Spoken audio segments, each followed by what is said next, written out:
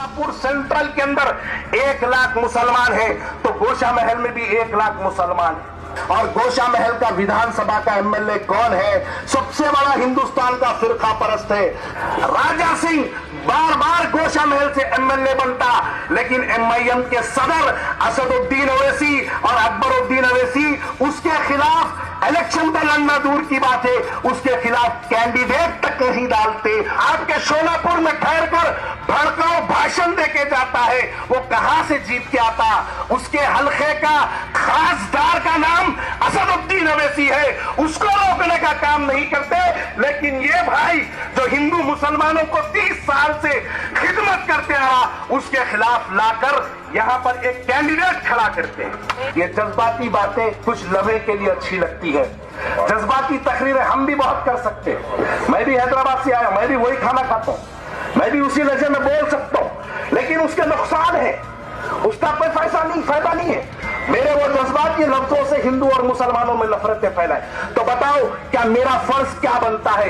क्या मैं हिंदू और मुसलमानों में नफरत फैलाने वाली बात करूं, या हिंदू और मुसलमानों को गले लगाने वाली बात करूं? क्या हम कभी 2014 से या 2012 से पहले मॉब लिंचिंग का जिक्र कभी सुने थे? कभी नहीं सुने थे। लेकिन एक ऐसी तकरीर एक हिंदुस्तान तेलंगाना के एक लीडर की तरफ से दी जाती है, जिसके बाद हमारे जो हिंदू भाई हैं, हिंदू भाइयों के दिलों में मुसलमानों के लेकर नफरत पैदा होती है, और मुसलमान नौजवान भाइयों के दिलों में हिंदू भाइयों को लेकर नफरत फैल जाती है। उसी तकरीर का जिक्र फिर आपके शहर शोलापुर के अंदर आज से 2 दिन पहले किया गया। लेकिन मुझे अफसोस है इस बात का कि शोलापुर वाले इस बात को लेकर खामोश क्यों हैं। मशीन पर बैठी हमारी बहन परिणीति ताई साहिबा शोलापुर सेंट्रल के कैंडिडेट आज यहाँ पर कोई तकरीर का मौजू बनाना नहीं चाहता, लेकिन शोलापुर के हालात हम देखते हैं। मैं ताई के लिए बहुत बार शोलापुर आया हूं, एमएलए इलेक्शन में भी आया, उसके बाद 2015 के कॉरपोरेशन इलेक्शन में भी आया, लेकिन आज शोलापुर देखते हैं तो दिल को बहुत तकलीफ होती है। वो इसलिए होती है कि शोलापुर के अंदर आज जो फिरका परस्ती का माहौल बनाया गया है, ये माहौल हमारी आने वाली नस्ल तक का नुकसान पहुंचाएगा। मैं ताई से इजाजत लेते हुए कुछ और आगे की गुफ्तगू करना चाहता हूं। हाल ही में आपके सामने वाले स्कूल में एक जनसभा हुई। उस जनसभा में वो बड़ी लंबी चौड़ी तकरीर हुई, लेकिन उस तकरीर में मुझे कहीं आपत्ति नहीं है। अगर मैं उस तकरीर को बात करूं तो उसमें एक ऐसा लफ्ज इस्तेमाल किया गया है जो 15 मिनट वाली तकरीर का जिक्र किया गया है। ये 15 मिनट वाली जो तकरीर है, ये तकरीर 2012 के तेलंगाना के निर्मल और आदिलाबाद में पहली मर्तबा ये 15 मिनट वाली तकरीर की गई थी। मैं यहाँ पर बहुत से मेरे नौजवान मुसलमान भाई यहाँ पे ठहरे हैं। मैं आप लोगों से बात करने के लिए आया हूँ कि क्या हम मॉब लिंचिंग का जिक्र या ये लफ्ज जो मॉब लिंचिंग है, क्या हम कभी 2014 से या 2012 से पहले मॉब लिंचिंग का जिक्र कभी सुने थे? कभी नहीं सुने थे। लेकिन एक ऐसी तकरीर एक हिंदुस्तान तेलंगाना के एक लीडर की तरफ से दी जाती है, जिसके बाद हमारे जो हिंदू भाई हैं, हिंदू भाइयों के दिलों में मुसलमानों के लेकर नफरत पैदा होती है, और मुसलमान नौजवान भाइयों के दिलों में हिंदू भाइयों को लेकर नफरत फैलाई जाती है। उसी तकरीर का जिक्र फिर आपके शहर शोलापुर के अंदर आज से 2 दिन पहले किया गया। लेकिन मुझे अफसोस है इस बात का कि शोलापुर वाले इस बात को लेकर खामोश क्यों हैं। देखिए, बहुत सी बातें हैं करने की, लेकिन मैं ज्यादा गुफ्तगू नहीं करूंगा। ताई यहां पर बैठी है, ताई से आपको सुनना है, लेकिन मैं सिर्फ एक सवाल करना चाहता हूं कि हैदराबाद से 300 किलोमीटर दूर शोलापुर को आते हैं और शोलापुर की तकरीर में कहते हैं कि मैं भाजपा को रुकाने के लिए आया। हैदराबाद से उत्तर प्रदेश जाते हैं तो उत्तर प्रदेश में जाके कहते हैं कि मैं भाजपा को रोकने के लिए आया। लेकिन ताई, क्या आप जानते हैं हैदराबाद में एक विधानसभा है, उसका नाम गोशा महल है। दारुसलाम जो हैदराबाद का इनका MIM का जो हेड ऑफिस है वो गोशा महल में आता है। और गोशा महल का विधानसभा का MLA कौन है? सबसे बड़ा हिंदुस्तान का फिरका परस्त है।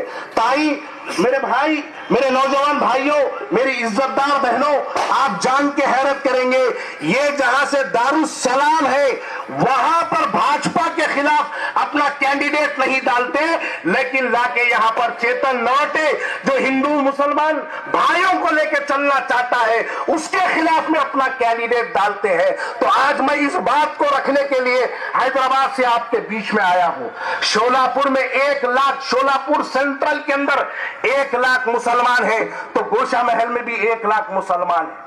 गोशा महल के अंदर दारुसलाम आता है। गोशा महल के अंदर MIM के 2 MLA है। राजा सिंह बार बार गोशा महल से MLA बनता, लेकिन MIM के सदर असदुद्दीन ओवैसी और अकबरुद्दीन ओवैसी उसके खिलाफ इलेक्शन पर लड़ना दूर की बात है, उसके खिलाफ कैंडिडेट तक नहीं डालते, उसको जीतने का मौका देते हैं ताकि वो हिंदू और मुसलमानों में नफरत फैलाते जाए। आप बताइए, हमको कैसे लोगों की जरूरत है? हमको ऐसे लोगों की जरूरत है जो राजा यहाँ पे आके भी माहौल। बेशक ताई ने बिल्कुल सही कहा कि वो राजा यहाँ पर भी आके माहौल खराब करा, ये वो नांदेड़ भी जाके माहौल खराब करता है, ये बॉम्बे भी जाके माहौल खराब करता है, वो उत्तर प्रदेश भी जाके माहौल खराब करता है। आपके शोलापुर में ठहर कर भड़काऊ भाषण देके जाता है। वो कहां से जीत के आता? उसके हल्के का खासदार का नाम असदुद्दीन ओवैसी है, उसको रोकने का काम नहीं करते। लेकिन ये भाई जो हिंदू मुसलमानों को 30 साल से खिदमत करते रहा, उसके खिलाफ लाकर यहां पर एक कैंडिडेट खड़ा करते हैं। हकीकत बिल्कुल,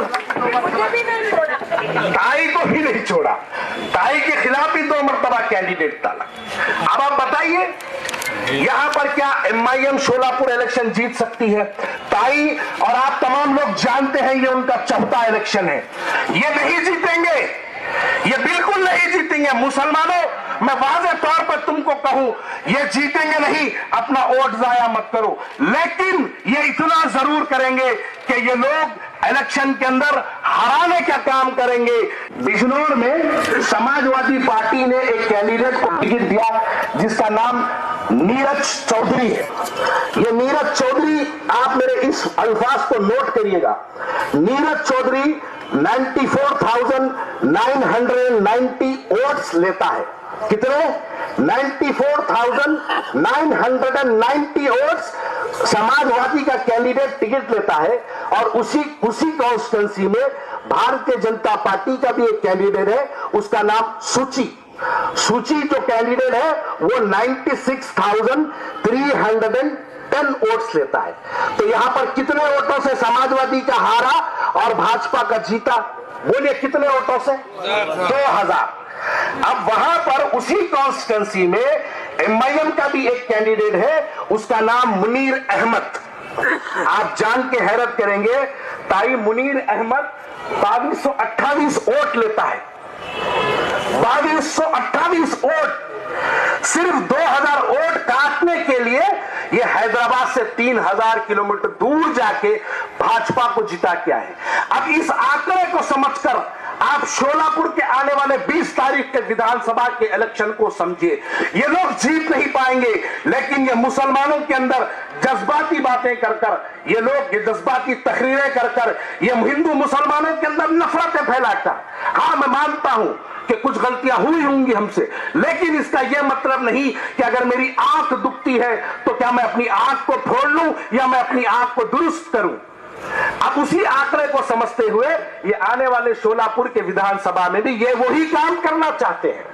ये कुछ करेंगे नहीं, लेकिन जो लोग मुसलमान हमेशा ताई को वोट दे के कामयाब करते हैं, अब की बार वो लोग चाहते हैं कि कुछ मुसलमान एमआईएम के साथ चले जाए, कांग्रेस का कैंडिडेट हार जाए और भारतीय जनता पार्टी का कैंडिडेट जीत जाए। इन्होंने ऐसा उत्तर प्रदेश में 50 से ज्यादा सीटों पर इन्होंने ऐसा काम किया, लेकिन आप देखिए अब महाराष्ट्र के अंदर ये कहीं भी नहीं जीतने वाले, महाराष्ट्र में एक भी सीट जीतने वाले नहीं है। लेकिन मुसलमानों, मेरे नौजवान भाइयों, मेरी आवाज अगर वहां तक नौजवान भाइयों तक पहुंच रही है तो मेरे इस बात को गौर से सुनना और समझना मेरी बात को। ये इलेक्शन कोई एक एमएलए या एमपी जिताने का इलेक्शन नहीं है। ये इलेक्शन इस बात का फैसला करेगा कि 2029 में आप हिंदुस्तान की पार्लियामेंट में कौन सी सरकार चाहते हैं, कि आप भाजपा को हराना चाहते हैं या आप कांग्रेस को जिताना चाहते हैं। महाराष्ट्र का इलेक्शन उस बात का फैसला करेगा। कोई एक दो एमएलए जिताने से हुकूमत के अंदर हिस्सेदारी नहीं बनेगी, लेकिन अगर आप कांग्रेस पार्टी का साथ देंगे, महाविकास आघाड़ी का साथ देंगे, तो आने वाले इलेक्शन के अंदर, और आपको मैं और एक बात ये कहता चलूं कि इस इलेक्शन, ये जो इलेक्शन 20 तारीख के दिन होने वाला है, इसके अंदर 100% महाविकास आघाड़ी की सरकार बनने जा रही है। तो शोलापुर वालों, तुम अपना वोट जाया ना करो, तुम हुकूमत के अंदर अपना एक एमएलए भिजाओ। अब तक ताई इंफरादी और अकेले लड़ते रही शोलापुर के लिए। जब जब ताई एमएलए बनी, महाराष्ट्र में सरकार नहीं रही, कुछ दिन के लिए रही, लेकिन महाराष्ट्र में सरकार नहीं रही। मान लो कि अगर शोलापुर में कांग्रेस का एमएलए है और महाविकास आघाड़ी का भी अगर वहां पर मुख्यमंत्री बैठा, तो शोलापुर के काम के विकास के लिए ताई भी रहेगी, नरोटे साहब भी रहेंगे और हमारा मुख्यमंत्री भी रहेगा, तो शोलापुर तेजी से तरक्की की तरफ आगे बढ़ेगा। हमको इसको नजर में रखते हुए हमको अपने वोटों का इस्तेमाल करना है। तो मैं नौजवानों से आखिरी में बस एक ही अपील करता हूं, ये जज्बाती बातें कुछ लम्हे के लिए अच्छी लगती है, जज्बाती तकरीरें हम भी बहुत कर सकते हैं। मैं भी हैदराबाद से आया, मैं भी वही खाना खाता हूं, मैं भी उसी लहजे में बोल सकता हूं, लेकिन उसके नुकसान है, उसका कोई फायदा नहीं है। मेरे वो जज्बात ये लफ्जों से हिंदू और मुसलमानों में नफरतें फैलाए, तो बताओ क्या मेरा फर्ज क्या बनता है? क्या मैं हिंदू और मुसलमानों में नफरत फैलाने वाली बात करूं या हिंदू और मुसलमानों को गले लगाने वाली बात करूं? तो मैं हैदराबाद से इसी वजह से आपके पास आया हूं कि 20 तारीख के दिन आप अपना एक एक वोट अपने घरों से निकलकर अपने वोटों का इस्तेमाल करिए और ताई के एमएलए को कामयाब करिए। ये एमएलए जो जीतेगा, ये सुशील कुमार शिंदे साहब की सरपरस्ती में काम करेगा, परिणीति ताई की सरपरस्ती में काम करेगा, राहुल गांधी की सरपरस्ती में काम करेगा, नाना पटोले की सरपरस्ती में काम करेगा। तो शोलापुर का विकास 100% यकीनी है। बहुत बहुत शुक्रिया।